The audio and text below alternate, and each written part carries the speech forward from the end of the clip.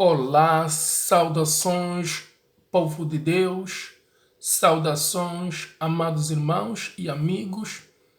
Eu sou o Tanda Antônio e estamos de volta para mais um momento devocional, de maneira que possamos estar cada vez mais próximos de Deus.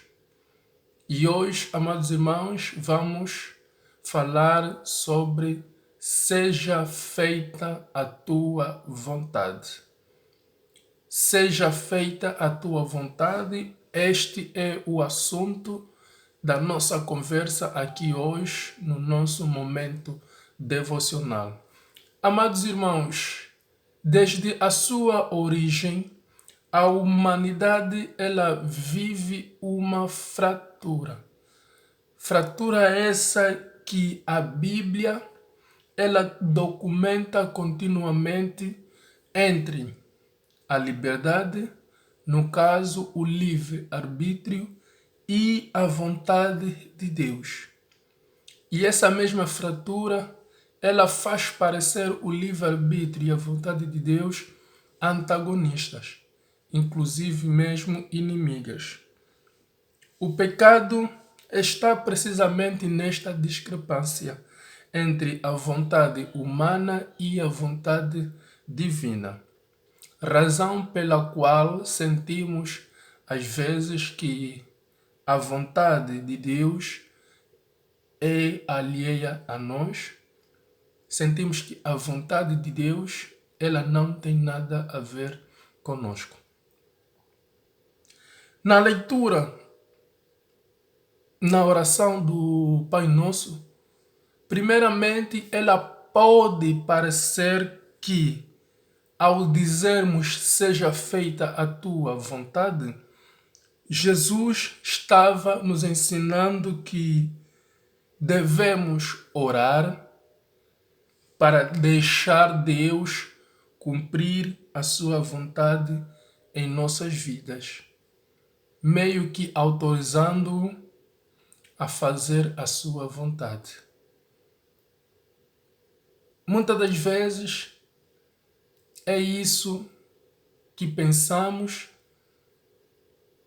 muitas das vezes na nossa atitude, nas nossas orações, quando dizemos seja feita a tua vontade, pode parecer que estamos a autorizar, a deixar, a permitir que Deus faça a sua vontade em nossas vidas.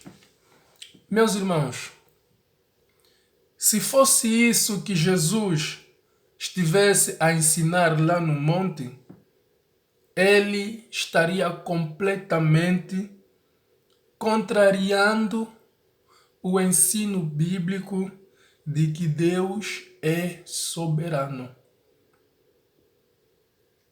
e faz tudo o que lhe apraz. Se fosse isso que Jesus estivesse a ensinar lá no monte de que seja feita a tua vontade, é autorizar Deus, é deixar Deus fazer a sua vontade na nossa vida, então Jesus estaria contrariando completamente o ensino bíblico de que Deus é soberano e que Ele faz tudo o que lhe apraz. E não era isso que Jesus estava ensinando. Vamos ler a palavra de Deus em Romanos, no capítulo 9, o verso 11 ao verso 18. E de seguida, vamos ler no livro de Daniel, no capítulo 4 e no versículo 35. Vamos ler Romanos 9. Diz assim a palavra de Deus.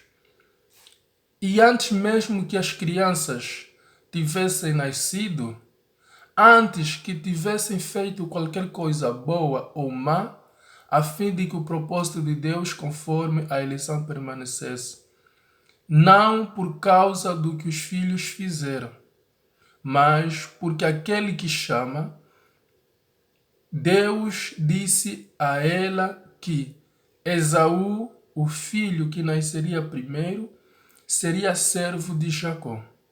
seu irmão gêmeo. Como está escrito, escolhi amar Jacó e não Esaú. No verso 14 vem a pergunta que o apóstolo Paulo fez.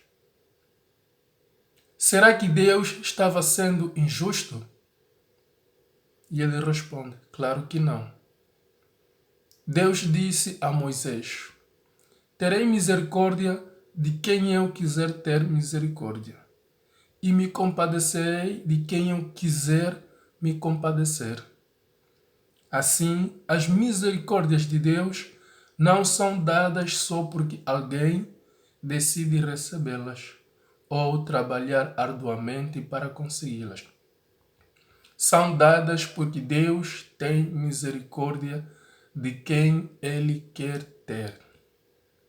Pois a Escritura diz ao Faraó, rei do Egito, mas conservei a sua vida para mostrar-lhe o meu poder e para anunciar o meu nome em toda a terra. No verso 18, para terminar, assim vocês percebem que Deus tem misericórdia de quem Ele quer e faz que outros se recusem a ouvi-lo. Vamos avançar para Daniel no capítulo 4 e o verso 35. Vamos ouvir o que diz a palavra do Senhor. Daniel 4, 35. Daniel 4, 35 diz assim: quando comparamos a ele todos os moradores da terra, eles não valem nada. Ele é tão poderoso que faz o que quer com os anjos e com os moradores deste mundo. Não há ninguém capaz de fazê-lo parar. Ninguém pode dizer a ele, o Senhor não pode fazer isso. Portanto, amados irmãos, Deus não depende de nós para fazer a sua vontade e muito menos precisa da nossa autorização para interferir ou não em nossas vidas. Quando dizemos seja feita a tua vontade, não é de modo algum autorizar Deus a mexer em nossas vidas, muito pelo contrário. Jesus, ele estava a ensinar um princípio para o cristão. Princípio esse que é a sabedoria, a soberania de Deus. Quando Jesus diz na oração do Pai Nosso, seja feita a sua vontade,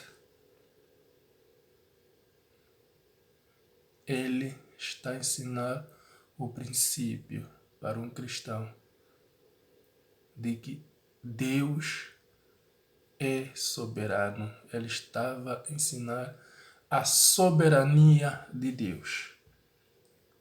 Quando oramos, amados irmãos, precisamos saber de que Deus fará toda a sua vontade, quer queiramos isso ou não. Esse é o princípio que deve reger as nossas orações. Deus sempre fará sua vontade. Pois, quando Ele cura, Ele é Deus. Se não curar, Ele continuará sendo Deus. Quando Ele ajuda, Ele é Deus. Se não ajudar, ele continuará sendo Deus. E é essa verdade, meus irmãos, e essa verdade, ela tende a produzir em nós duas reações. Por um lado, essa verdade, ela nos gera a reação de confiança. Confiança, uma vez que sabemos que a vontade de Deus é sempre boa, a vontade de Deus é perfeita e agradável. Essa verdade de que Deus sempre fará a sua vontade nos gera confiança. Nos gera confiança porque Romanos, penso eu no capítulo 8, ele nos ensina que os planos de Deus, os propósitos de Deus são bons. O propósito de Deus é bom. Nós temos que ter a convicção que o propósito, os planos de Deus é bom. E por outro lado, amados irmãos, saber disso também fere o nosso coração, fere o nosso orgulho, pois nos mostra que somos dependentes, não estamos no controle, não estamos no comando e que nossas orações não são meios para manipular ou mudar os planos de Deus, mas sim as nossas orações são meios de nos sujeitarmos ao seu querer, de nos sujeitarmos à vontade de Deus. Provérbios 19, 21, ele diz assim: o coração do homem está cheio de planos. Os nossos corações estão cheios de planos. Cheios de planos. Mas no final de contas, no final, é a vontade de Deus, é o propósito de Deus que prevalecerá. É o propósito de Deus que prevalecerá. A oração do Pai Nosso, amados irmãos, nos ensina que Deus é soberano. A oração do Pai Nosso nos ensina que Deus é soberano, que Ele é o Criador e nós as criaturas, que Ele é o Senhor e nós os servos. Esse é aquilo que nos ensina a oração do Pai Nosso. Amados irmãos, dito isto, exorto-vos que vamos alinhar os nossos planos à vontade de Deus.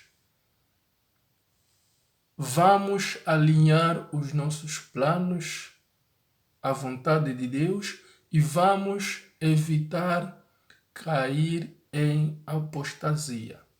Por que eu coloquei aqui a questão da apostasia?